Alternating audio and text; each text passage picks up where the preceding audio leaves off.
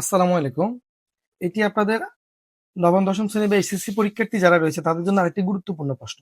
তো বিভিন্ন ক্যাডেট স্কুলগুলার বা বিগত সালের বোর্ড কোশ্চেন গুলাতেও এই প্রশ্নটা রয়েছে। এটা আপনাদের মেইন বুকে নাই, কিন্তু বিভিন্ন বোর্ড কোশ্চেনে আছে। কোন একটি সমকোণী ত্রিভুজের অতিভুজ ও অপর দুই বাহুর সমষ্টি দেওয়া আছে, ত্রিভুজটি আঁকতে হবে। মানে একটি সমকোণী ত্রিভুজ, সমকোণী ত্রিভুজ তো বুঝেন, অর্থাৎ যে ত্রিভুজের একটি কোণ সমকোণ, এই যে ঠিক এরকম একটি কোণ যদি সমকোণ হয়, তাহলে এই কোণটা যদি 90 ডিগ্রি হয়, তাহলে সেটা হচ্ছে সমকোণী ত্রিভুজ। ঠিক এরকম একটি সমকোণী ত্রিভুজের অতিভুজ দেওয়া আছে ও অপর দুই বাহুর সমষ্টি দেওয়া আছে, ত্রিভুজটি আঁকতে হবে। তাহলে এই ত্রিভুজটি আমরা কিভাবে আঁকবো? এখন আমরা এগুলো হচ্ছে বিভিন্ন মাপ দেওয়া থাকবে পরীক্ষার সময়, পরিমাপ দেওয়া থাকবে যে আপনি কোন মাপে নেবেন কোন বাহুটি। তো আমার এখানে যেহেতু আমি এখন কোনো পরিমাপটা রাখবো, আমি সমকোণী ত্রিভুজের অতিভুজ নিব 5 সেন্টিমিটার বা 5.5 নেওয়া যায়, নিলাম।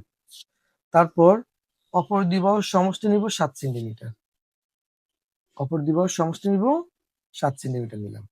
তাহলে একটা নিলাম আমরা 5 সেন্টিমিটার, অপর দ্বিবাহুর সমষ্টিকে এস লিখলাম, তাহলে সেটাকে নিলাম 7 সেন্টিমিটার। এখন এই ত্রিভুজটি আমরা কিভাবে আঁকবো? এই দুইটা তথ্যের কথা স্পষ্টে উল্লেখ থাকবে। তাহলে আমরা প্রথমে বিশেষ নির্বাচন কি লিখবো? এটা স্পষ্ট উপরে লিখবে বিশেষ নির্বাচন।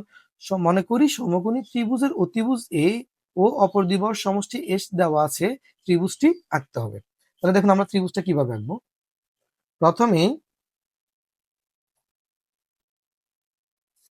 প্রথমে আমরা যে কোনো রশ্মি নিব। প্রথমে যে কোনো রশ্মি কি নিব? এটার নাম দিব বি ই।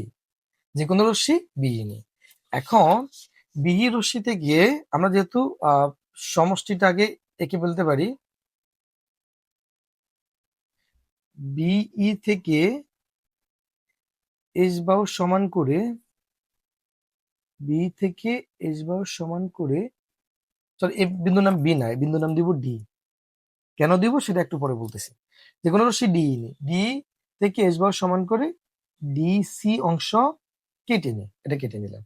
মানে দুটি বাহুর সমষ্টি যেটা সেটা সমান করে এটা কাটবো, এস সমান করে এটা কাটলাম। এখন আমরা এই ডি বিন্দুতে একটা লম্ব আঁকবো। কম্পাসের সাহায্যে লম্ব একটা কয়টা বৃত্তচাপ লাগে? 5টা বৃত্তচাপ লাগে। এই যে প্রথমে একটা বৃত্তচাপ, তারপর এখানে বসিয়ে আরেকটা বৃত্তচাপ, তারপর ঠিক এখানে বসিয়ে এই যে একটা বৃত্তচাপ, এই আরেকটা বৃত্তচাপ। তাহলে আমার টোটাল বৃত্তচাপ হিসেবে করা 4টা। এই 5 নম্বর বৃত্তচাপ এখানে বসিয়ে এখানে একটা বৃত্তচাপ। যারা ভিডিওটি দেখতেছেন ঠিক কম্পাস নিয়ে আমার সাথে সাথে আঁকবেন। প্রয়োজনে যতটুকু আঁকবেন ভিডিওটা বন্ধ করে হচ্ছে আঁকার পরে আবার চালু করে আবার আঁকবেন। মানে আমি যতটুকু আঁকি আমার সাথে সাথে আঁকতে চেষ্টা করবেন। এখন আমরা এই লম্বটা আঁকলাম। আঁকার পর আমরা কি করব? ঠিক এই বিন্দুটা যোগ করলে আমার লম্বটা হয়ে যাবে এখানে।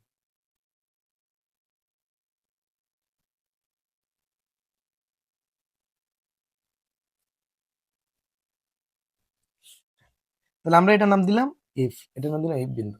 তাহলে ডি ডিসি রেখাংশে ডি বিন্দুতে ডিএফ লম্ব আঁকে। আমরা প্রথমে কি বলবো? যে কোনো রশ্মি ডি নি, ডি থেকে এস বাহু সমান করে ডিসি অংশ কেটে নি, ডিসি রেখাংশের ডি বিন্দুতে ডিএফ লম্ব আঁকি। লম্ব আঁকা শেষ। আঁকার পরে আমরা লম্ব মানে হচ্ছে এটা 90 ডিগ্রি, এই কোণটাও কত ডিগ্রি? 90 ডিগ্রি। এখন আমরা এখানে এই কোণটাকে সমদ্বিখণ্ডিত করব। এই যে একটা বৃত্তচাপ, একটা বৃত্তচাপ আঁকলাম। তারপর আমরা ঠিক এই বিন্দুটাতে বসিয়ে আমরা আরেকটা সেম মাপে, একই মাপে আরেকটা বৃত্তচাপ আঁকবো। আঁকার পর এই দুইটা বৃত্তচাপ যে বিন্দুতে ছেদ করছে সেখানে আমরা একটা টাকা যোগ করে এদিকে বর্ধিত করব। এটাকে বলে, এই অংশটাকে বলা হয় আপনার কি, সমদ্বিখণ্ডক এই অংশটা। কারণ এটা আমরা এই কোণটাকে সমদ্বিখণ্ডিত করলাম। এটার নাম দিলাম, এটার নাম আমি জি দিলাম। তাহলে কি লিখবো? এফ ডি সি কোণের সমদ্বিখণ্ডক ডিজি আঁকি। আমরা সিডিএফ কোণের সমদ্বিখণ্ডক ডিজি আঁকি। এখন আমরা যে কাজটা করবো সেটা হচ্ছে অতিভুজ। অতিভুজ কোনটা? এ। এই যে সমকোণী ত্রিভুজের অতিভুজ হচ্ছে এ। এখন আমরা এ এর মাপটা নিব এখান থেকে কম্পাসের সাহায্যে। নি সি বিন্দুতে বসে আমরা এখানে একটা বৃত্তচাপ আঁকবো। এইভাবে এভাবে একটা বৃত্তচাপ আঁকবো। আঁকার পরে আমরা যে কাজটা করব সেটা হচ্ছে এই যে বৃত্তচাপগুলোর নাম দিব। একটা নাম দিলাম এ, আর একটার নাম দিলাম এ প্রাইম। দুটা বৃত্তচাপ আর দুটা বিন্দু, এবং এই বিন্দুগুলো আমরা তখন যোগ করে দিব। এই দুইটা বিন্দুর সাথে আমরা সি বিন্দু থেকে দুইটা বিন্দু যোগ করে দিব, অর্থাৎ এ প্রাইম কমা সি এবং এ কমা সি যোগ করি, অর্থাৎ আমরা এই যে দুইটা বিন্দু, এই দুইটা বিন্দুর সাথে সি বিন্দুটা যোগ করব। এখন আমার কাজটা কিন্তু শেষ হয় নাই, আমার আরো কাজ করতে হবে। সেটা হচ্ছে কি, ঠিক এই বিন্দু থেকে আমরা এখানে একটা লম্ব টানবো। তো কোনো একটা রেখাংশের উপর রেখাংশের বাইরের কোনো বিন্দু থেকে লম্ব লম্ব আঁকি কিভাবে, দেখেন আমরা একটা লম্ব আঁকবো। ঠিক আমরা এমন ভাবে বৃত্তচাপটা নিব যেন সেটা বিসিটাকে দুইটা বিন্দুতে ছেদ করে।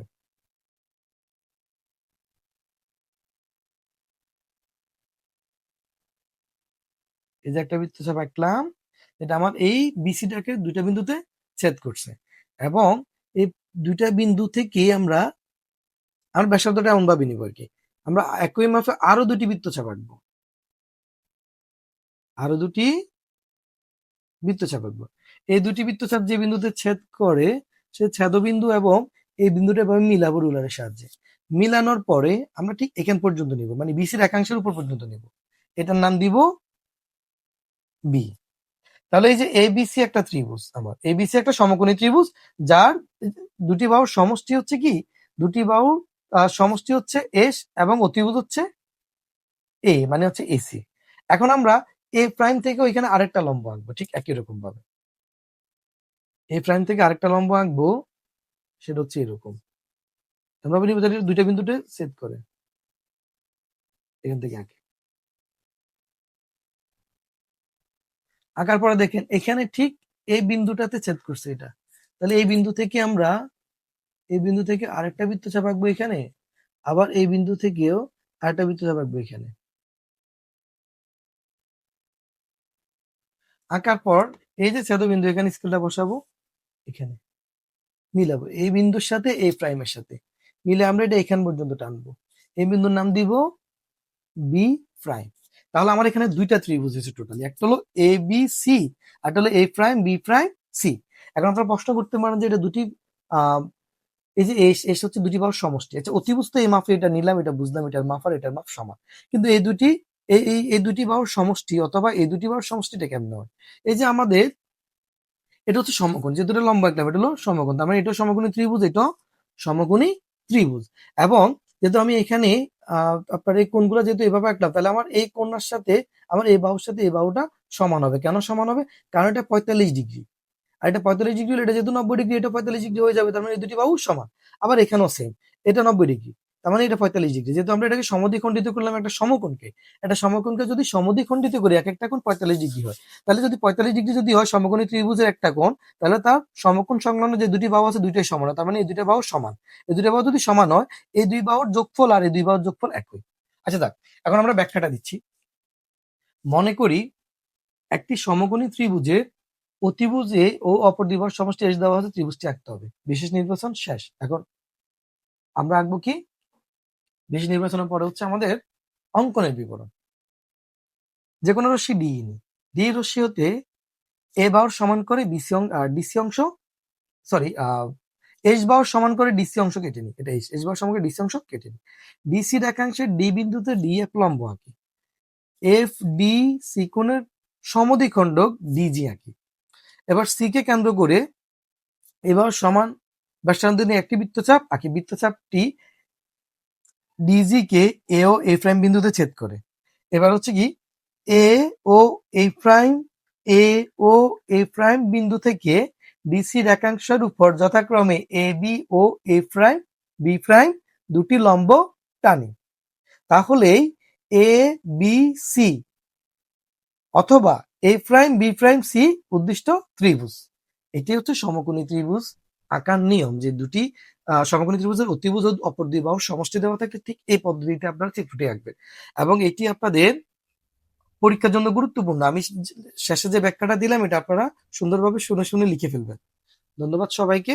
এবং আপনাদের কারো কাছে যদি আমার এই ক্লাসগুলো যদি ভালো লাগে, অবশ্যই আমার চ্যানেলটি সাবস্ক্রাইব করবেন, এবং আপনাদের যে বন্ধু বা আত্মীয় স্বজন কেউ যদি থাকে 6ষ্ঠ থেকে 10ম শ্রেণী পর্যন্ত, আমি এই 5টা ক্লাসের যে কোনো ম্যাথ বলেন বা ইংলিশ গ্রামারে কোনো সমস্যা বলেন আমাকে বললে আমি সে বিষয়ে ভিডিও দিব আপনাদেরকে। এবং আপনারা প্লে লিস্টে ক্লাস ওয়াইজ আমার প্লে লিস্ট আছে, এই প্লে লিস্টে যে কোনো ভিডিও আপনারা পেয়ে যাবেন। ধন্যবাদ সবাইকে আমার সাথে থাকার জন্য। আসসালামু আলাইকুম।